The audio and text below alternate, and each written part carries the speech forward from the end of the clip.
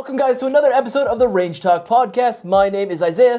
And Boaz. And today we have a very interesting topic, more of a kind of a topic, little back and forth, maybe an argument if you want to call it that. But basically high end versus low end, low tier guns versus high tier guns, right? Affordable versus expensive.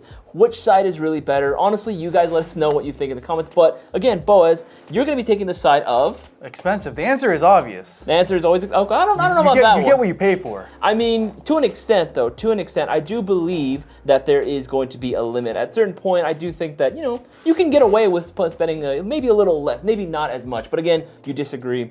Again, Boaz, why don't you go ahead and take away the show? Why don't you let me know what your opinion is in regards to this? We're talking about airsoft gun cost overall. All right, well, this is a tale as old as airsoft itself because like any other hobby that exists out there, that we always want to chase the magic dragon, the unicorn, the thing that will allow you to enjoy your hobby and give you just as much fulfillment, right, without paying the full cost of it. So for example, like with airsoft, we were always looking for like that one gun that like costs like $100, but it shoots like a $300-$400 gun. Exactly. Like hey, I was there. I've been there, for a long time. I've been playing ever since I was 13 years old. And as a 13-year-old, like I got my money like on my birthday, during Christmas, maybe New Year's, and mowing lawns, doing whatever odd jobs you could. Yeah, slave labor, child labor, back in the good old days when child labor was legal. So. Like my budget was, around like $100 usually. And, like I was looking for that unicorn, that one gun that only costs $100, but it'll shoot just as good as any other high-end Somehow gun. can compete with everything. Yeah, exactly. And you know what? I learned the hard way, like I bought many, I bought a lot of really cheap airsoft guns over the years. Yeah, because we've been playing for around the same time. Yeah. And a lot of them just don't hold up to the test of time until I got the taste. I got the taste of a high-end airsoft gun. In parentheses, it was KWA. So, just out of curiosity, what would you consider as like that like marker for like high-end and then okay. So, I mean, I was gonna ask you the same thing actually, just defining the parameters of our discussion. Honestly, back in the day, like when we were kids, I would have said like the $300 price point would be like the high end. Like you're starting to get into the high end. Nowadays, in today's economy, the dollar just doesn't go as far anymore, So I want to say like 300 now is like more in the middle of the road. So like I think if you spend anywhere from like maybe like 370, 380 plus into the $400 range, that's like the high end. So like high 300s and above, 350 plus you'd consider generally high end. Correct, yes. Okay. So that's how I define a high end airsoft gun. So you spend $350 and more. Yeah, but generally if you spend anywhere in that 350 range, I would say like you're still kind of in that middle tier. Okay. No, from my opinion, like I would have to agree with that. Like typically, I still kind of go by that marker. $300+ is considered high. Now I get it, inflation. We unfortunately live in that world, right, where inflation is a thing, right? Prices get more expensive. But I consider a airsoft gun anywhere from like maybe $150 to about $250. Generally, that's like a good starter price point. Generally, good budget to have in mind when you're looking for your first. Yeah, airsoft I think gun. right at $250 is where that middle tier exists nowadays. So from $250 all the way to maybe like right up to the $300-ish, the low 300s. That's like that gray area, the middle tier. The tier of gun that like wants to do it all for a low price. Now, in my opinion, honestly, like at a certain point, we've heard this before, right? When it's comparing the performance of a lot of different airsoft guns. Don't get me wrong, there are guns that perform better, but I am under or at least I believe that generally speaking, once you spend a certain amount, once you reach a certain threshold, it's really, really minute the differences you get in overall performance. You're talking range, accuracy. But I think it's the minute differences that make it matter. Like those differences, they count. That's why you pay the extra money, right? Versus a cheaper gun. Is just overall, the old adage, you get what you pay for, especially in airsoft, and like for me, in my life experiences, I have spent years and years and years trying to break that saying, that I was always out there trying to find the magic unicorn. It doesn't exist. Okay, like the only times I was ever truly fully satisfied with my airsoft gun was when I paid the top dollar for it. Now, generally, you're a person that doesn't really like to do a whole lot of like tinkering and upgrades into your airsoft. You like to generally keep it stock. Right? I mean, yeah, that's part of it too. I think a lot of the I don't want to sound mean, but like, you know, a lot of the more affordable guns at the end of the day, yeah, they do get the job done. But the way I see it is like, and I think everyone kind of looks at it as if it's an unfinished gun. It's not finished, right? Everyone wants to take their cheap airsoft gun or their more affordable airsoft gun and, you know, do a ton of work to it to get it to shooting at the level of like a high-end airsoft. So at the end of the day, you end up paying the same amount of money, but you're stretching it out over a long period of time and a lot of trial and error. Don't get me wrong, I will agree that there are some guns that, like, you know, yeah, you end up spending a little bit less, but I do think that there are some guns that, you know, at their current price point are actually very competitive, and I've seen players go out. We've gone to Milsom West before. We've seen plenty of players go out there with completely stock guns, and we're not talking like super high-end guns either. We're just talking like your run-of-the-mill AR builds that are still fairly competitive, and I genuinely believe that some of the guns that I actually have here lined up on the table actually do that role very well. Yeah, but it's not. But that doesn't lend towards your enjoyment of the hobby. Like, yes, like for example, like this gun you have here, right? Is the Specna Arms Specna Arms. Yeah. It's like the most bare bones. You know, like Specna is a great brand, but this is like their most bare, like the bare minimum that they're willing to put their stamp on. You know, like this is yeah. The only thing I would like honestly like complain about that is an argument in terms of like, you know, price for low. The only thing, even though you're saying that this Specna Arms F03 is considered a bare bones model, yeah, potentially I could see that by today's standards. But you also have to remember there are still plenty of guns that exist in the high end market. Yeah, hold on. There's still guns that exist in the high end market that don't even offer the same bare bones things that a Specna would. They don't offer rotary. They don't offer a type board. They don't offer a MOSFET. Yeah, we'll get into the minutia in a little bit. But what I was saying is, right, like a gun like this, the bare bones. Yes. Will this get the job done? Yes.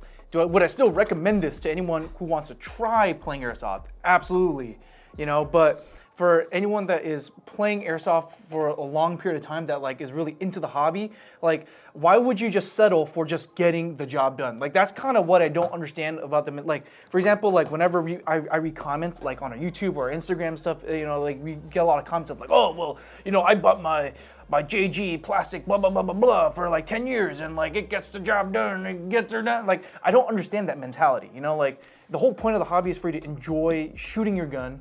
Right, to enjoy how your gun looks, how you feel on the airsoft field, right? Like enjoying that. And so you paid the extra money to get more enjoyment out of the hobby. Like yeah, but there's no way around it. Time with every single gun that I will say on the high end spectrum, not every single expensive gun is solely performance driven. You have to at least admit that. There are a lot of high end guns that have the high price point because of the licensing. Yeah, I mean performance isn't everything.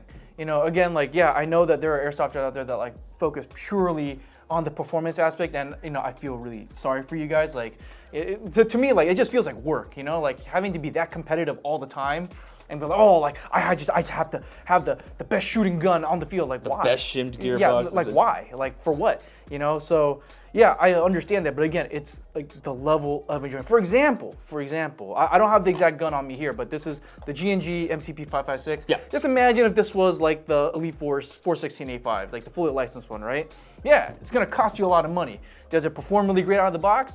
Debatable. I think there's a lot of guns in that lower, cheaper tier that will shoot just as good, if not sometimes outperform it, right? But think about the people who buy that gun, the 416A5, right? The enjoyment they get is getting the gun that they've been dreaming about, you know, like, hey, like I love the 416. I love specifically the 416A5. I love like the way it looks, the way it feels, you know, like the fact that it's one-to-one. Yeah, exactly. It's one-to-one scale, you know, like I could strut around the airsoft field feeling like $1,000,000, you know. That's the enjoyment, you know, as opposed to this, right? You blend into everyone else in the crowd, you know, like you get your generic bare bones M4 or whatever, you know, AEG that costs you like $200 or less, like like it'll do the same job. You'll shoot the same BB. But you know you're not going to feel as cool. You're not going to have as much fun shooting it as you would a high-end airsoft gun. I will take that into consideration, the fact that you do have to keep in mind what sort of customers are buying said products. You said it yourself. Those that are buying the Elite Force 416 fully licensed ones, they're going for the one-to-one, right? Absolutely, I would agree to that. But there is one downside, especially with that example.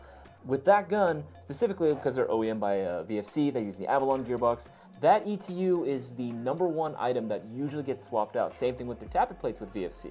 So that's something that you would end up having to swap out anyway later on down the lines. When you could, again, yeah, it looks cool, but how cool is it to have a really heavy paperweight at the end of the day when you can get one that doesn't have that problem that you could build out with a few more accessories? Yeah, so, but a gun like the 416A5, I mean, yeah, that's just an example I or gave. Heck, if you want to give it like even closer, do the competition version. Yeah, but you know, like it doesn't feel like the real thing. It's not full metal. Yeah. I'll give you that. Yeah, it's all polymer. But it is still licensed. So yeah, but your whole argument was about like getting for licensing. No. Yeah, the licensing is an aspect of it. You know, I think in the U.S. the licensing is very strict. Oh yeah. So you know, like your options are extremely limited. In fact, if you want anything that looks close enough to a 416, you have to go with the Elite Force. Like you're kind of out of options. Yeah, you're out of options in the U.S. It's not the Wild West anymore. You know, but that kind of gun, like the 416A5, like it's not meant for a beginner, first-time airsoft player. You know, like, unless you have the budget for it. If you're new into the hobby, get something like this. You know, get something that's an affordable. Or if you don't like, if M4s aren't your style, maybe get yourself one of these like double barrel. You know, this is actually a full metal. Yeah. So this is actually a pretty good bargain, actually. You know, but get yourself something nice and affordable that you know is not going to hurt the wallet, so you can at least see if you like playing airsoft first. I guess, you know, and then if you like it and you play for a while and you enjoy, you know, like having and shooting an airsoft gun and owning and building or you know making specific dedicated loadouts, right? Yeah. Go like it's worth it in my opinion to even get a gun that looks cool. It costs a lot of money, but you know even if it gives you problems, like it's still part of that hobby process that you know like you enjoy. Normally, I would agree with you. Again, if you're going for something that's going to be, especially if you don't have a whole lot of options, right? Like again, like you said, if you're going for HK licensed products, Elite Force is going to be like your go-to. Same thing with like Glocks, right? Yeah. You cannot get any other types of Glocks out there. It has to be an Elite Force officially licensed model. And I get that. If you don't have any choices, yeah, then absolutely, it's worth it, especially if you want to really recreate that specific loadout or that kit that you're going for. My whole mentality, like you didn't understand the mentality of why would someone, you know, only go with this when, you know, the actual licensed version exists. My whole thing is why would you stop buying something like this or a more affordable version if it does exist and then just build it out if you're going to end up spending the money to upgrade a higher end gun at the same time. You know, there is that sort of mentality as well, where especially if you're trying to save money in this economy. Well, yeah, but I disagree because at the end of the day, you still have to spend the amount of money, and it's gonna be an evolution. For example, okay, let's say you buy this, right? Then let's say in order for this to shoot like I don't know, like a KWA like T10 or whatever, right? Then okay, like to match it externally, you have to buy metal receivers. Then you have to buy a metal handguard. Then you have to do all the gearbox work. You know, like it's never. You're not gonna do it all in one go. Because at the end of the day, you're gonna build a completely new airsoft gun. This gun itself just becomes a placeholder for all your upgrade parts anyway. So at the end of the day, you're just buying the gun that you originally wanted in pieces, and you know, like you're just gonna be like in different stages of incompletion the whole time. For example, right? Like, oh, you get this. You want it to be more accurate. Okay, then you buy unicorn inner barrel and bucking, right? The only thing I would say that people, even on the high-end spectrum, do the exact same thing with their guns as well. People will buy a 416. Yeah, a lot of them will leave it stock. You're right. But a lot of guys will still try to change out the rail system for like the SMR rail or other options that exist, or try to honey badger everything. I know you're on this honey badger obsession right now. Yes. So again, there are people that want to do that even with high-end guns. So again, it kind of feels like it's not really has off much of a point when people are going to be doing the same thing on regardless of what platform they buy. Well, also in defense of that, right, is like not all your sub guns are created equally. Like even on the high end, right? Yeah, like not all of them are created equally, and you go to certain different brands and manufacturers, like again, once you're a seasoned player, you rely on certain brands to give you something that you want. For example, like if you want something like completely more or less like performance driven on the high end, I'd recommend something like Arcturus or KWA specifically. Yeah, KWA, you know. KWA, hope you're watching. Yeah. But you know, but let's say you wanted something that's like more like, you know, you want like the officially licensed product, and you know, like you go for like VFC, Elite Force VFC. Who else? Like LCT. You know, like that gives you that like unique weapon variety, right? There's different companies that are known for specializing in different things. You know, so for me, like I found my niche, you know, like I found my niche, which is, you know, like KWA because they're reliable, you know, like I don't have to do any upgrading out of the box. Like, it shoots, it's nice and simple. It shoots just like good enough to where I don't want to upgrade it. Yeah, and they look fantastic out of the box. Okay, so you're going for like simplicity, right? You're going for guns that are going to be reliable. You're going for guns that are going to, if you're more performance driven. I think that there is still a case to be made for low tier guns. Like even then, I hate saying the term low tier. More affordable guns, I'll say that, right? We just have to say it for the title. But for the more affordable guns, at the end of the day, a lot of these guns that are coming out now, you're right, not all of them are made the same. Yeah, as much as I love this double bell AK-74U, which again, I love the externals on this and I love how simple the internals are. At the end of the day, it is very basic. You're right on that regard. I'll give you that. But again, it does make for a very good platform to go ahead and start putting upgrades into. But if you wanted to leave stuff alone in general, just not touch the internals at all, Specna Arms, Lancer Tactical, Classic Army, even Arcturus themselves, they know that this is true. They'll offer plenty of well-built, you know, affordable AEGs on the market that, again, don't really need to be touched at all and offer the same performance as KWA, as LCT, as G&G, if not sometimes even more, right, for a much more affordable price. Yeah, but again, it's not the same. So for example, like when I was at our last BB Wars at Air Revival, if you guys weren't there, you missed out. That was fun. Y'all missed out. Yeah, but there was a moment in time where this one of the rebels, he came up to me and asked if he could like change like classes because I was a medic and he was like a rifleman, so he wanted to switch loadouts. So, you know, I gave him my handgun, and then I gave him like the medic bandages, and then he gave me his rifle. Like I don't remember what exactly. It's some kind of Specna Arms gun. Sure. Yeah, and hey, like I was able to get a lot of kills with it. You know, like it did the job. You know, did I enjoy shooting it as much as my KWA rifle? No. You know, like my KWA rifle, like my ERG and my Eve 9, to me, like I have the most enjoyment when I'm shooting that thing. You know, and like. And those are not cheap guns. No, they're not. Well, the Eve 9 actually is more their affordable entry level line. But their internal quality spec is exactly the same as our high end. So there's that. But yeah, my full metal like KWA ERG, dude, like I love shooting that thing. You know, like I don't care if I get kills with it. Like it doesn't matter. Like I enjoy every time I pull the trigger, it puts a smile on my face. You know, so. In all fairness to the T10 is such a joy to shoot. It is, absolutely. That ERG is just like phenomenal. You don't get, but then I would say one of the main reasons why you probably enjoy that one, two reasons. One, you probably built it out with all the accessories that, like, again, personalize it to your taste. Because that gun, that rifle that you borrowed from that kid was, if he had any, I don't know if he did, I don't know what it looked like. I mean, he had a red dot, so you can't even aim down sight with it because it was so, like, low profile. So, I mean, it's fine. Right? Like I don't need an optic to. It gets the job done. But again, it wasn't built for you. And then second of all, it's the ERG, man. Like, the ERG, that alone makes it a completely separate thing entirely. But that's but it's a high-end gun. Right? But there's no other options you pay the premium for that experience. You pay the premium because that's the only option that exists. No, there are other electric recoil guns out there that are electric bullet. They just don't do it as well as KWA. KWA RM4s, the regular RM4s, you just don't see them as often anymore, which is sad because we've been. I still have them. You still have them, yeah, because we've been playing for how long? But you know that the regular RM4 lineup is just not as readily available as it once was. It used to be for sure. You can find them everywhere. But now in terms of RM4 lines, you can only find the T10 nowadays, which is a little bit sad because I like the more affordable variants out there. Yeah, but again, but that's because most of the people that want to get into the recoil side of things, like they're willing to pay the price. I thought you were gonna say it. Most of the people that buy it are rich. No. They're willing to pay that price. Yeah, sure. You know, like what's the point of putting like cheap parts into a gun that gives you recoil, like just for the virtue of like having it as an affordable gun? You know, like it's not sustainable. You know, like having a sophisticated system like a recoil system, you know, it demands that it's built with high quality parts. I mean, at the end of the day, like it's not necessarily like every single low end or like more affordable gun is going to have cheap parts put into it. I would be remiss to say, because remember, you're forgetting, you love going on Arcturus, right? Arcturus also offers models that are less than 250 that have really, really good, solid performance parts inside. Even though they're not ERGs, right? We're going to move ERGs out of the way because that's a whole separate thing, right?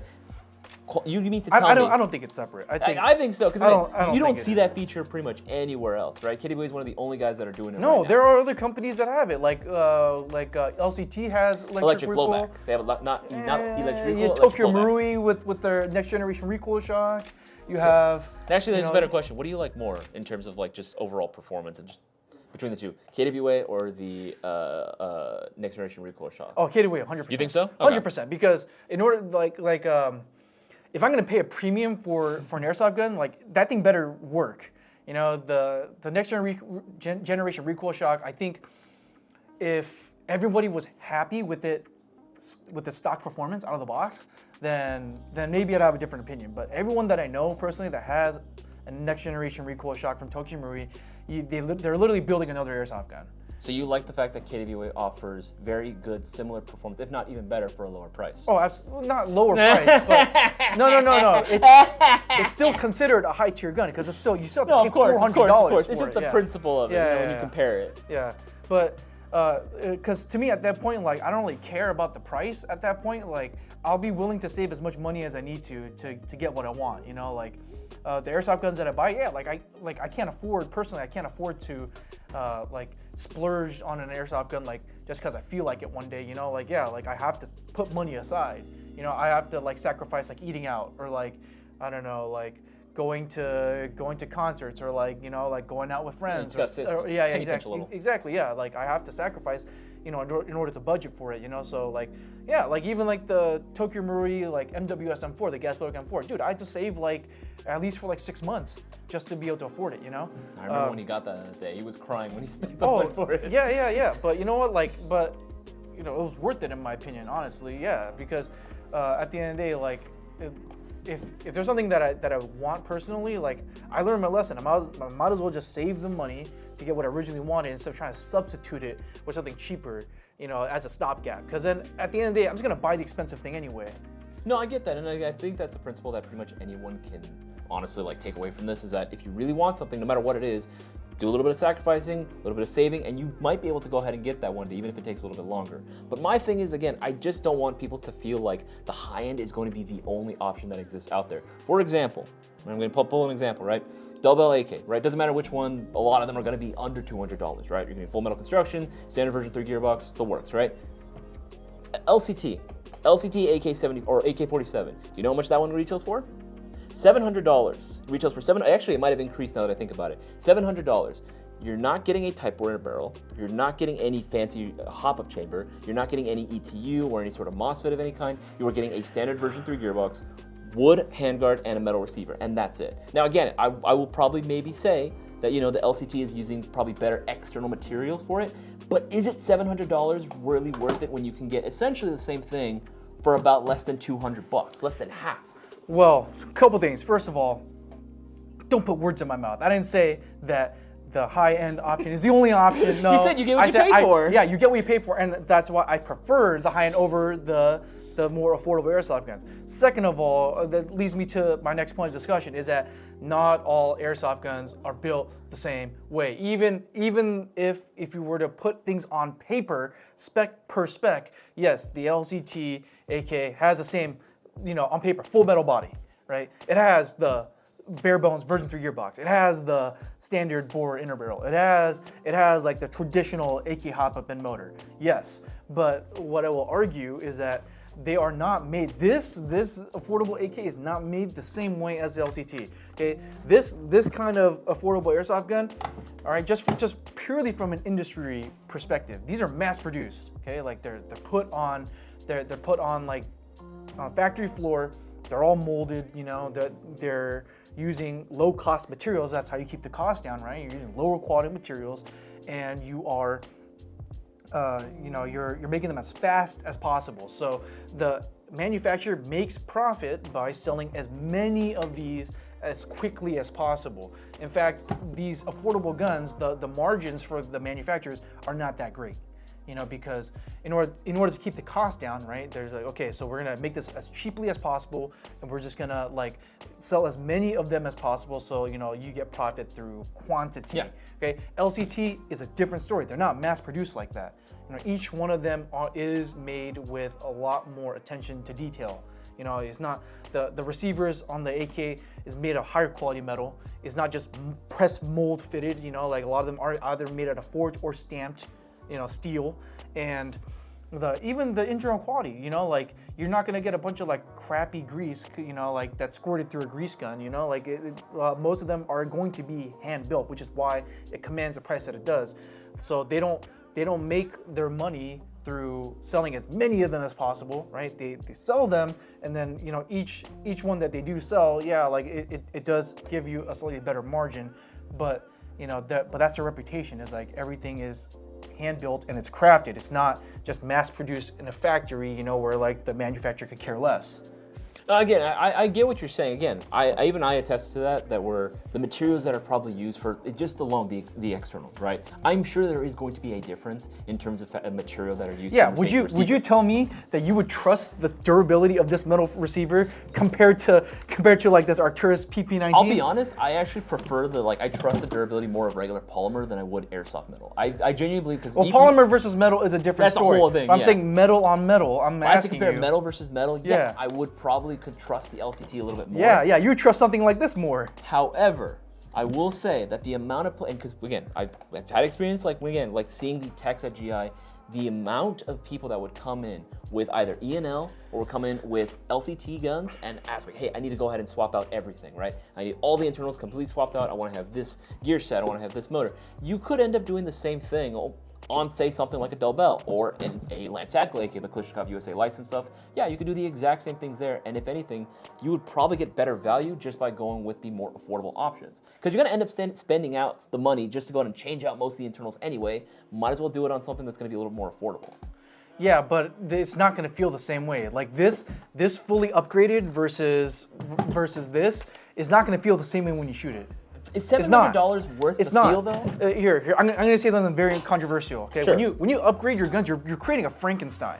Okay. Yes. You're jamming together parts that necessarily aren't really meant to fit together. No, absolutely not. They were not designed for each other. So you take gears from one company, then you take a motor from another company, right? Like those parts were not. I mean, they're designed with enough tolerance, so that way they can tolerate other parts, right? For example, Siege Tech gears, then you put in like a G&G Efrit motor or whatever, right? JG those piston, components, whatever it may be. Those components, they're built with tolerances, right? To tolerate other parts, okay? So, which is why it's an open secret. When you build a gun, your gun becomes a ticking time bomb. You know, it becomes a cascade of issues. That's why I'm saying the gun is incomplete, because by the time your gun is complete, nothing on your gun internally is original. But what if you say that some of the guns that are coming out of the factory floor for even high-end guns, they're incomplete as well? Yes, some of them, yes, but the defense for that is that you buy those guns for a specific reason, right? Like if I wanted performance, I'm not gonna go and buy. Let's take away even like licensing altogether, right? Let's again, we're talking bare bones AKs, right? Okay. We're just talking bare bones AKs. Not even like talking about like PP19s, right? With Arcturuses. By the way, in all seriousness, I actually think these fucking slap. These are awesome. Yeah, right? they are awesome. But when it comes to like the more affordable stuff, like just a bare bones AK, is there really a justifiable cause for it being a $500 difference between, say, something like Double Bell versus LCT? Yeah, Double Bell versus LCT, I think hands down, 10 out of 10, the LCT will shoot better out of the box compared to a Double Bell. Oh! Because again, on paper, right, stat for stat, on paper, they're identical. But like I said, this is put together in a factory, an assembly line, okay? They're mass produced. Guys, I didn't say it, he did. I'm just... Even E&L, right? E&L, like an LCT, E&L, they give you a quality control slip. It's been manually, every single unit has been quality control tested. You know, I've been to E&L's warehouse. Yeah, they have a lot of guns that get shipped back because they haven't met quality control. You know, so they only sell guns that have been approved by their quality control department. Wait a minute. You just said that a lot of them are having to be sent back.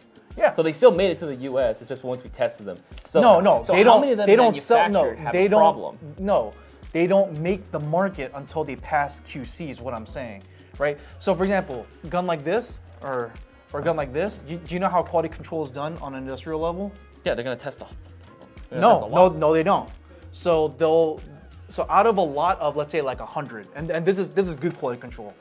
If you can make a batch of 100, they'll pick one random one out of the 100 and test that. And then if that passes, the entire batch is good, right? Anything mass-produced more than that, 1 out of 1,000, 1 out of 10,000, right? They'll just count how many units are being made, and then they'll just pick one out of that whole batch. They'll quality test that one. If that one's good, that rest of the batch is considered good and it's good to go to the market. E&L, they test every single unit. Every single unit that comes out of the factory, they test it, and then if they don't pass QC, they send it back to make sure that it meets their quality criteria.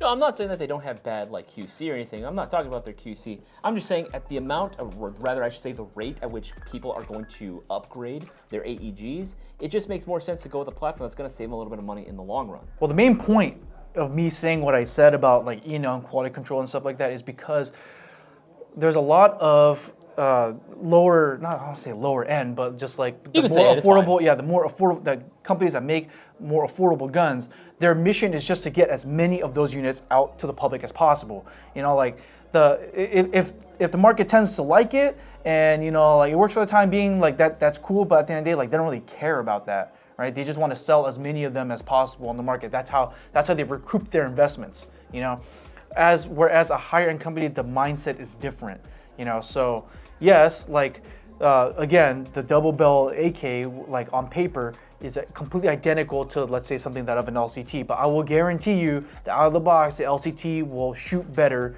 than the mass-produced double barrel because, again, like they're all quality checked and they're all, they're all hand built. They're not just pumped out of a factory with machines. Like they're not assembled like on an assembly line. They're more or less, they're made with more care in mind, therefore with higher quality materials and better assembly process. Like it's going to outshoot the mass-produced model. Okay, let's assume then that is potentially right, even though that's objectively wrong.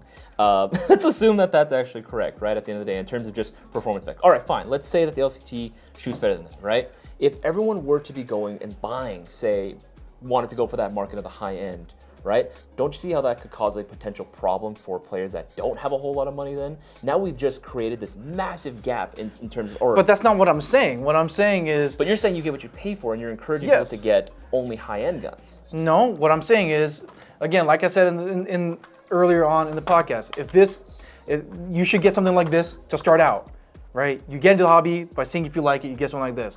If you like it, if you like Airsoft and you want to continue playing Airsoft, I think that it is extremely beneficial for you to figure out what kind of gun you want at the end of the day, right? Like what is the dream gun that you have, and then you work towards getting that. Because at the end of the day, that's you growing in the hobby.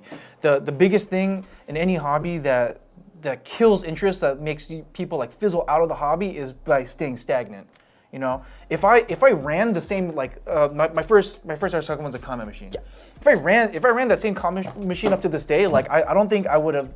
If that's the only gun I would ever really like had or like use, I don't think I would have been in Airsoft for that long. No, I get that. Like, that's one of the reasons why I always encourage like players to try different platforms overall, because that, at least to me, keeps it incredibly fresh. It keeps it incredibly interesting. Because now I'm having to struggle with, oh hey, I have to learn this new weapons platform. I have to go out and build a whole new loadout for it. That keeps it fun for me. But I get what you're saying. If you're using the same gun over and over and over again, it becomes stagnant, it becomes boring.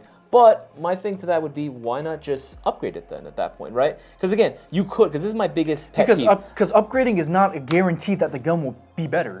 It's not. Not always. If you're going through a good tech, or if you know what you're doing, because let's be real, there are really good techs that exist out there. And Airsoft teching is not really the most difficult thing to get into. And most techs, at the end of the day, they're like, it's a service. Even us here at GI, right? Like, if a customer comes to us and asks us, hey, like, can you install this part for us, right? Like, at the end of the day, we're just gonna do what we've been like paid to do. Does that make sense? Like, we're not necessarily there to make the gun better per se. Like, we're just gonna do whatever the customer orders us to do. Not really, actually. If you've again, this is maybe just because I have a little more experience working with the techs directly, because I've had to deal with them as well. Whenever we would have customers coming in asking to have like certain parts installed, we let them know. We go out of our way to let them know, hey, we can do this if you really want to, but we strongly recommend you go with this part instead. Or you'd be surprised the amount of people that come in and have no idea what parts they actually do want. The minute we start explaining to them what the parts actually do, they they don't really understand it because they just were going, oh yeah, I saw this one video of this one YouTuber who, professed about this love about this one specific part. He didn't explain it, but he just said it was good, so I wanted to do it. So we have to explain it to them and let them know what exactly they're getting into and offer them options that's going to work within their budgets. We're not just going to do it just because someone paid us to do it. No, we're going to let them know, hey, we can do it, but we recommend this. If you still want to go with this other option, we'll do it. Okay, but that's us. We have a world-class tech department. And that I would hope other techs are the same. No, that's not the reality, which is why people trust us with their guns, is because our tech service usually tends to be a cut above the rest, which is why they come to us. That's what I mean. The reason why we exist, the tech department here exists, is because people will figure out that just throwing upgrade parts into your gun, it's not a guarantee. It's not going to guarantee that your gun will shoot better. It's not. And at the end of the day, right? If this was all souped up internally, just the same as this gun over here, if it, let's say magically you're able to transfer all the parts in here inside and put it into this gun. At the end of the day, I think I will say majority of players will have more enjoyment shooting this compared to this. Even if they were to shoot identically, I would say people would enjoy shooting this more than that. I think that's where we kind of disagree, because I genuinely believe, because I've seen have to help people put together builds, whole builds lists of parts that I know will actually work for their builds altogether, right, depending on the gearbox. I've had to do that for a long time, and I can genuinely say that you can get a gun just as affordable as this, right, for about maybe an extra, I don't know, maybe 150, right, maybe I'll give it, not including labor, right, because labor, everyone charges differently, every tech's different. For 150 more, yeah, you could have this shooting probably better than that. You probably could have it shooting a lot better than that. And again, fun, I feel like that's really a subjective thing. Really depends. That's more of a case by case, no? No, it's I'm telling you, this, a gun like this, as well built as this, out of the box from factory, people will enjoy this way more than this. Yes, even if this were to shoot exactly like this higher end, Arcturus PP19, yeah, for the first couple shots, they'll be like, oh yeah, wow, this gun rips, But this gun, it's still, even though it's metal, it still feels cheap. It still feels of a lower quality than something like this. I don't know, just because it doesn't have Z furniture on it. No, lower quality material. No, even if I were to bring, let's say, this double built, and then let's say I bring an identical model of an LCT, people will know pretty quickly which one is the more expensive one. The one that feels better in the hands, that feel like it's put together nicer. Again, this is coming from a factory, an assembly line. The workers at the assembly line they have to meet quotas to assembly quotas. So they're working as fast as possible just to get this thing off the line. Whereas you get something like an E&L or an LCT AK, they're gonna take their time to make sure that this thing freaking works and it works well and it feels good in the hands. I mean, every company is going to have QC to some extent. Am I going to sit here and say that the exact same external materials used to build one gun are going to be the same as a high-end? Of course not. Absolutely not. I'm not going to. Okay, but enough about talking about AKs. Even with pistols, right? You brought this pistol, and I bought the Sand Viper, right? This is a Golden Eagle 1911. The retails right now on our website for about $80. Okay, yeah, and this is the officially licensed Jag TTI Sand Viper. High grade. High grade, which is what, over 200? Yeah, 220. 220. Okay, yeah. Immediately from the hands, when I feel this one over this one, I know what's the cheap pistol and what's the expensive pistol, just by the feel alone. I know which one feels nicer. And even if you, for example, the Sand Viper, how smooth the slide is, any Jag licensed pistol feels amazing. All their Terran Tactical Innovations pistols, it shoots insanely good out of the box, And you get, having this, if you were to own this versus this, right? You would for sure enjoy seeing this on your gun rack or your gun shelf or in your room compared to this. I'm not saying that no one would enjoy it. Absolutely not. It's a TTI pistol, man. It's a Sand Viper. It's just cool, right? Yeah. And again, they're manufactured well. However, I'm when saying it comes it to is worth it. It is worth it. It might be worth it if you're impatient, though. That's my thing. If you have a little bit of know-how, it's not hard to get a gun to feel that satisfying in order to shoot in terms of its actual action. No, here's what's gonna happen. You're gonna buy this. You're gonna buy this because Isaiah's told you to buy it, and then you're gonna have fun with it for a while, and then eventually you're gonna come across this, and then you're gonna save your money for it, and you're gonna end up getting this anyway. So now you have two guns, and then you're gonna have one gun that you don't use anymore. So you spent $80 more than you should have. I mean, if you want, again, if this is officially licensed, so kind of comparing the two is kind of hard on that front because, again, it's an officially licensed sandbag. Or this or any like similar caliber of airsoft pistol. Again, if you're impatient or if you're just a bad tech, then yeah, I could see that, right? But again, if you want to get into teching, if you are willing to put in the work, to do a little bit of research and figure out and put in the work to put the parts into this bad boy, yeah, I've seen crazy builds off of these Golden Eagle High Kappas and 1911s. They're insane what people can do with these. Yeah, again, but it's going to cost even more than this. Not necessarily. Yes, it will. No, it won't. Absolutely, no, it won't. will. And besides, most guys that I know that own this, you know, even though they are loving it right now, it's the same thing like you said, right? Here's another hard reality. Here's another reality about upgrading. Okay, this is also why I don't like upgrading. It's because, for example, right? Let's say like I wanted to buy a pistol right away, and I only had like $80. Okay, fine, I'll buy this. Okay, sure. Then let's say like another couple weeks go by, and then I have enough to buy an inner barrel and bucking, or yeah, let's say inner barrel and bucking from Unicorn or whatever. You know, they're affordable and also they're really good.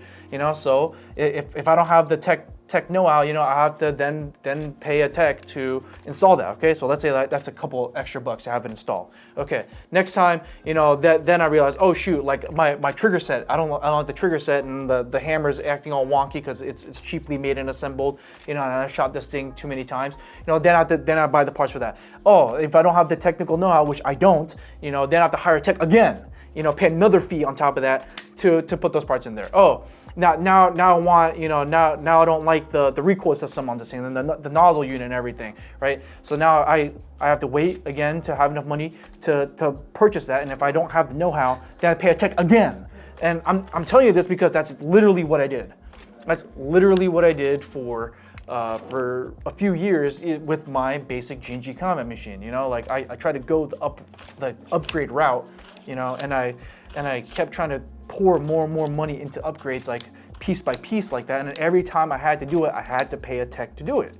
You know? So that's kind of okay. I'm not trying to be like a jerk when I say it, but I do feel like that is kind of a personal problem. No, I do genuinely feel that way. No, because again, it is. Because there are plenty of guys out there that, again, get into airsoft. Again, there are guys that we have now. Some of my regulars that have literally only been playing for like maybe 8 months, and have already started getting into. Yeah, I'm putting this new DSG set like build together, right? I'm not saying that's everyone, but getting into the technical know-how and just doing a little bit of maintenance on your gun can allow you to start getting into the upgrade game, and it's a lot easier than most people realize it. I get it; it might be intimidating at first, and you may not be the best tech in the world, but doing small upgrades like here's another hot take. You know who has the most problems with their guns? You? The techs. The techs, because they're always tinkering with their guns. To be fair, a lot of techs. I'm telling you, it's not a guarantee. To be fair, a lot of techs that we know also just love being on that like beyond bleeding edge of like what airsoft guns are actually like capable of. Come on, we know Taylor, right? We know Taylor. Well, yeah, but that's part of being a tech is that you want to, you know, you're chasing that magic dragon, like you just choose not to be satisfied, you know. But I mean that's fun for them. Yeah, that's fun for them. But what I'm saying is, they just end up having the most trouble anyway because they're constantly trying to tinker around with their gun. Like if you just pay, like for most players, if you just pay the money, it's a high entry cost. You're a pay to win type of guy. But you'll just be satisfied. I'm not a pay to win guy. It's just at the end of the day, like you will win when you enjoy the hobby. When you want to continue with the hobby, that's how you win. My counter to that is one last thing is that when, let's say, okay, you were saying that just go with this, right? Just buy it. It's going to be the be all end all, right? Absolutely not. Because, and I can prove this, if it was the be all end all, we wouldn't have P+ packages available for this. Well, I'm not saying it's the be all end all. I'm saying that it is worth it because you're going to be more satisfied. The logic that you used to like basically say that this one wasn't worth your time was the fact that you're going to be dissatisfied over time with, you know, the trigger pull, with the hammer. It's going to give you issues, which again, that's very circumstantial. You could get the exact same thing, maybe less likely, but you can still get the exact same thing with a Terran Tactic Innovations pistol. You can still be dissatisfied over a long time if you use the same pistol over and over again, regardless of what it is that you have. So why wouldn't you go for, say, something like this if you want to save a little bit of money? Because the likelihood of that happening to a higher end airsoft gun is way lower than the likelihood of it happening to a more affordable gun. And it's literally down to the math, right? Like out of, let's say, like a thousand units, let's say 1,000 units, or out of all the guns that are made, so let's say like out of all these Golden Eagle 1911s, like what would you say percentage-wise that of the pistols that are defective? Just throw a random number. It doesn't matter. No, I'm actually genuinely trying to think because I remember working customer service. Yeah.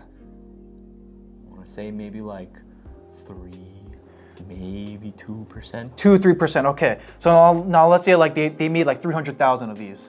So how much is that? The percentage is still the same as far as manufacturing. It's just how many units that. Exactly. Yeah. Right. So there are going to be less of these than these out there in the market, right? So by virtue of just math, right? Let's say like the percentages are still the same, right? Of all the owners, you're gonna have way more owners that have functioning higher end pistols compared to the infinitely more owners of lower end pistols that have issues just by the virtue of math, and that all goes to higher quality parts, better engineering, better manufacturing processes. No, I get that. Again, my argument has never been the whether or not one material is used better than another or whether one is like hand built versus mass. I get that. I do get that. My thing is, again, you know how airsofters are. It doesn't matter how nice of an airsoft gun you give them. At the end of the day, the airsoft market is going to want to experiment. The airsoft market is going to want to continue to add upgrades to it. And it doesn't even take that long. Again, players are buying this and not leaving it stock either. First of all, that's a mistake. but yeah. First of all, that's a mistake. I mean, I agree. But yes. Second of all, yeah.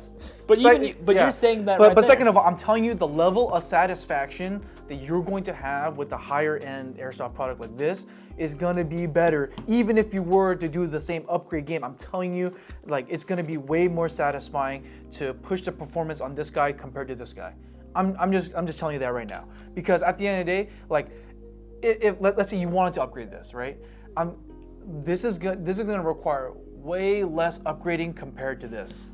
Like at the end of the day, the only thing, like if you were to buy a pistol like this, you're literally gonna change everything out of this pistol except for maybe the frame and the slide, because the frames and slides are ridiculously expensive on the aftermarket. Okay, so. Yeah, so at the end of the day, you're getting you're buying a completely different pistol, just over time in parts. I would have to disagree with that in a sense, because again, it doesn't matter how good of a pistol you end up giving the market. They're gonna want to tinker with it like crazy. I don't know if you've seen the live streams or not, but like when we get the live streams, we brought up the T10 earlier. We get comments constantly asking, how do I upgrade the T10? Why is KWA so hard to upgrade? Here's how you upgrade it. You don't. That's the thing. It's kind of hard to tell the airsoft market that when, again, upgrading is what kind of got us to this point. Everyone wants to upgrade their guns. And yeah, again, but they're because they haven't switched their mentality. I think that's a completely different discussion to have, is like your expectations as a hobbyist in airsoft. But I think what I notice a lot of people in airsoft is like they start from here, which is completely fine, but they still keep this mentality all the way through, their, I don't want to say airsoft career, but just like, their time playing airsoft. Yeah. So I don't necessarily think that's like the healthiest mindset to have, but I'm just saying purely from an enjoyment perspective, you just holding and running an airsoft gun, I think it is completely, totally worth it for you to save your money, and it'll save you the heartache, is just to get the gun that you've been dreaming about, the one that you've been eyeing for a long time. I think it's way more worth it just to save the time and money, because you buy once, you cry once, just like my Tokyo Marine MWS. I had to go through 2 completely different gas blowback systems before finally deciding to pull the trigger on the MWS. Like I had the WeTech, and the WeTech was cool for a while when it worked. Then it was issue after issue after issue. I kept having to. By the end of the day, I had a completely different gun. Here's my only. And then I did Western Arms for a while, and it was great when it worked. And then after that, it was issue after issue and after issue, and then finally I decided to save the money and get an MWS. Like that's the gun I've wanted the whole time anyway. My only thing is, if that was the case, then why did you still spend money on upgrade parts for the MWS? Well, the MWS itself... Bear in mind, the MWS is what, $500? Well, it's because I'm using it in the way that's not intended to, because at the end of the day, the MWS is made to use on duster gas, and then I want to, shoot it using green gas, because that's what's available here. So I only upgraded as much as I needed to, just for it to just be sustainable, in the long run. I think Tokyo Marui in general, like that's just a sad reality, is like they're not made for the US. They're made to play in Japan. I'll be honest, I don't think you upgraded it solely for sustainability either.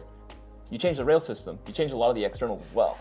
Oh, know what I yeah, mean? yeah, You can that's- again, same thing that you can be doing on something like this. I will give it to you the fact that it offers, ERG, something that again, like I said earlier, not very common. So I get that, or just gas flow. But I changed the hand, yeah, because at the end of the day, I changed the handguard to a high quality handguard. Like I didn't cheap out and get like a really cheap handguard anyway. Like it's that part of the process that I enjoyed. But at the end of the day, I saved up the money to get what I wanted to get. But you also did the research to figure out which handguard was going to be good quality, which parts were going to be good quality to put into your gun so that it was good. So why can't you apply that logic to a lower end airsoft gun? Because at the end of the day, you have to do a lot more of that. Like for example, to get this to feel like my KWA ERG, bro, you might as well just buy a different airsoft gun, because that's what you're gonna have to do at the end of the day. I think that there's still a case to be had for lower end airsoft guns. Again, like you said, your very first combat machine. I still play with my first combat machine ever. Yeah, I put like money into like a different rail system, but I still have the same. I still receiver. haven't seen you do that. Yeah, I brought it. When? Yeah, the Mark 18. That's the spare like basic one. That was my first AEG. Which Mark 18? The Mark 18 that I bring out to Milson West as a spare when I'm not using the 249. Uh-huh. That is my very first AEG, ever. Was that a Franken gun? Yeah. Okay. Yeah. The receiver is still the same as the same gearbox shell, and most of the primary components are still there. That's unfortunate, because one thing that I have is I have peace of mind when I use a stock high-end gun, because the parts are made to work Didn't with your each stoner other. break? What? Didn't your stoner break? I mean, I bought that thing secondhand, and it's broken because it's been messed with internally. It wasn't stock. So some guns I do buy secondhand, just because just a good deal, and I don't want to pass up on it, but I'm just saying, whenever I choose to buy an airsoft gun, which is like a lot of my KWA stuff, I specifically buy that. I save up money to buy that because I'm using, when I shoot a KWA, I will always, I have the peace of mind because every time I pull the trigger, I know it's gonna go, because it's all using and made with parts that are meant to fit and work with each other. Not parts that will tolerate each other, but it's parts specifically engineered so that it works together. No, I do get, and if that gives you peace of mind, for any airsoft player out there, if that gives you truly a peace of mind, then yeah, absolutely. By all means, I'm not here to go and rock the boat. My biggest thing is that I don't want the idea that, hey, maybe I do need to do a little bit more work into learning how the airsoft gun actually works. So when shit goes on, because as awesome as your KWA guns are, they're not infallible. Things like anything mechanical can over time wear down, broken down, and when that happens, it's important to be able to fix it yourself. Just in case. It has a lifespan, but I think generally, like a gun like a KWA, again, if you take care of it, if you don't neglect it, and if you run it correctly, the lifespan will be far longer than any mass-produced cheap gun. The lifespan, the lifespan will always be longer. Again, that's going to be really circumstantial on the player that's actually using it, the environment, which is like so many different things. Again, I could throw in an RC car battery or a drone battery into, like a racing drone battery into a KWA. Yeah, it's going to smoke and catch on fire and explode after 100 rounds. Yeah, but if I use the recommended battery, if I'm using high quality BBs, and if I'm not trying to push the gun to its limit every time I play with it, the gun is going to last far longer, compared to a lower end airsoft gun. My issue is, again, I'm not saying that it's not going to last a good while. Of course it will. I know KWA guns are going to last a while, but they're not going to last forever. And when that happens, it's going to be important to understand, okay, what broke? How can I fix this? And if we're just going by the mentality of, just throw money at the problem and just have a tech look at it for me, or just buy another one, another high-end, more expensive gun, that does kind of create a problem. Whereas, hey, this more affordable airsoft gun, it had a good run, maybe for a little bit less than I would have anticipated, but in order to fix it, it's literally not going to cost that much, and it's very easy to do so. Well, that's subjective to you, because every time every time I open up the gearbox, I always end up with spare parts when I put it back together. It's like Lego set. Yeah. Not everyone's mechanically oriented. I'm not mechanically oriented either, but Yeah. even I, just with a little bit of work, a little bit of time put in and effort put into it, and practicing and honing that skill, you can still put together a version 2 gearbox. I would actually have confidence in you if you had to give a completely basic, I do mean basic, version 2 gearbox. I think you have enough skills. I mean, for me, that takes enjoyment out of the hobby. I would much rather pay someone who knows what they're doing, someone who specializes in that, to to work on something, it's not always a guarantee. Like I said, like getting your gun, fixed or repaired, it's not necessarily a guarantee. But I would much rather trust them rather than trust myself. And also like for me, like working on the gun, like the internal components, for me it's a chore. So I would much rather just get that over with as soon as possible, or just like have it sent to someone else to who knows what they're doing to do it. Like that gives me way more peace of mind. But the amount of times that I had to take my gun into a tech with a higher end gun versus a bargain gun that I've been throwing upgrade parts in over time, like the bargain gun that I've been trying to upgrade over time, that's been seeing the tech way more than a high-end gun. But at the end of the day, I think in general, I think every airsoft gun has its lifespan. So I would say, like, rough estimate, a really good airsoft gun will probably have 100,000 round count before you have to do something to it. Probably the lower end airsoft guns probably half that. But also, I think that a lot of people, if they choose a primary gun, like if they, for example, like if this is like the only gun that they have and they'll use it every time they go play airsoft, you're gonna reach that round count way faster. Whereas like if you have like 2 or 3 airsoft guns you cycle through, like you're gonna reach that round count way later. I guess that's a good tip in general, just to have like overall, right? But again, just not everyone's in that financial position to be able to go ahead and have more than maybe one airsoft gun, right? Or God forbid, if they're a kid getting into it, right? Even if they have a higher budget than say every other person, it's kind of hard to convince people like, yeah, every airsoft gun, right, that you want if you want to play this hobby is going to be $300+, right? Every investment you make has to be $300+. Yeah. So, like what I said, get into airsoft, use this, keep using this. Right, and if you like playing airsoft, right, like, and if you don't like it, like, hey, you're not in that deep, you're a $150 gun, whatever, right? You could probably resell it, probably for not as much. It's not going to hold its value as well as something as high end as this, but you'll get some of your money back maybe, or if you do like it, yeah, keep using this. Keep using this, and then if you have a dream gun, something that you've been really eyeing at airsoftgi.com that you really, really want, you should. I'm telling you, it's worth the wait to save the money while you're still using this, right? To play, and then the next step in the hobby is for you to get your dream gun instead of settling for something else, that you're not gonna end up completely liking anyway. Well, I think we're honestly never gonna be able to reach like a point where we can agree on like terms of what's gonna be better, low tier versus high tier. I think we're always gonna be disagreeing on that. And same thing again, there's not gonna be one correct answer. There is one thing that we did say that we are gonna have to bring up. That actually has now changed. You mentioned that we're all chasing the. I'm gonna flip this on the viewer, right? If you disagree with my philosophy, I challenge you to try that. Find an airsoft gun like online that you've been eyeing for a long time, that you really want. Right? Save up the money to do it, and once you get it, I will guarantee you the satisfaction is going to be way more than you settling for something cheaper. I would say, because again, your definition of high end was like 350, even 370, 380 plus, right? Yeah. There is a gun that's going to outperform it all, and it's going to be at a more attainable price point as well. That we actually have found the Purple Dragon, and we should know because we helped make it. I'll be right back. Yeah, I know what it is. I mean, you know what it is. You absolutely know what it is. Right, absolutely. You cannot deny, right? Mailgame MGC4, right? Mark II, even the Mark I's, right? Like this was a gun that you helped develop. This is a gun that we there are very, very few guns that can punch above its weight. The MGC4 is one of them. Yeah. Yeah. No, honestly, I'm still to this day, like I know we've talked multiple times about this on our social media, on multiple podcasts as well. But again, I just. We keep trying to find this magic Purple Dragon, right, that exists out there that's going to do it all. Right, and you're right. They are hard to find. Sometimes you have to build them out, and even then, you could make the argument that their lifespan is not going to be there. This gun is completely stock. This gun is completely stock, and we've chosen all the internal parts in this, and I think this is still going to have a very, very, very long lifespan. Yeah, it's because the parts are handpicked. Mm-hmm. They're handpicked by Cisco. And not only that, again, it still retails right now for what 315? 315 right now. Yeah. Yeah. Actually, I actually wanted to get your opinion. What's your opinion on the solid bronze? Oh no, solid bronze, absolutely in love with it. Like, I'm so happy that Lancer was finally able to get their like tan color right. Yeah. Yeah, because getting, because FTE, flat dark earth, is not a color, it's a spectrum. Okay, so I'm happy that they got the color right. We've been suggesting them to switch over to this kind of color for a very long time.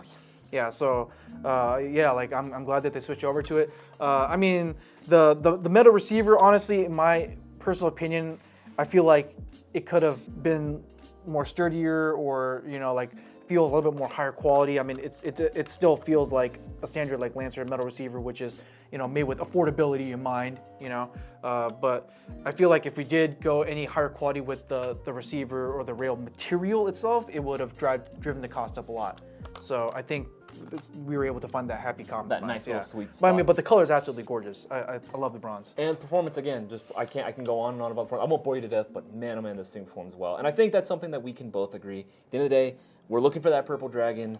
I mean, we found it right here, right? The unicorn of Airsoft. It does it freaking all, right? I mean, there are a few guns, like you mentioned, even Arcturus with their more affordable line guns. Or KDW with their original series of guns. Love those. Yeah, you're getting like with Arcturus and with KDW, you're getting their higher end internals with their more affordable external build, and that's how you kind of save costs at the end of the day without sacrificing performance. All right, guys, well, that about wraps it up for today's podcast. Let us know in the comment section what you guys think. Do you prefer more affordable beginner guns, or are you just someone that likes to go all in, balls in, and just get something super expensive right from the get-go? Buy once, cry once. I've been there. I've been on the wrong side of that. Hey, man, build, not bought, all right? I don't know, man. So I'm just encouraging you guys, if you like trust me, like it just works out better, okay?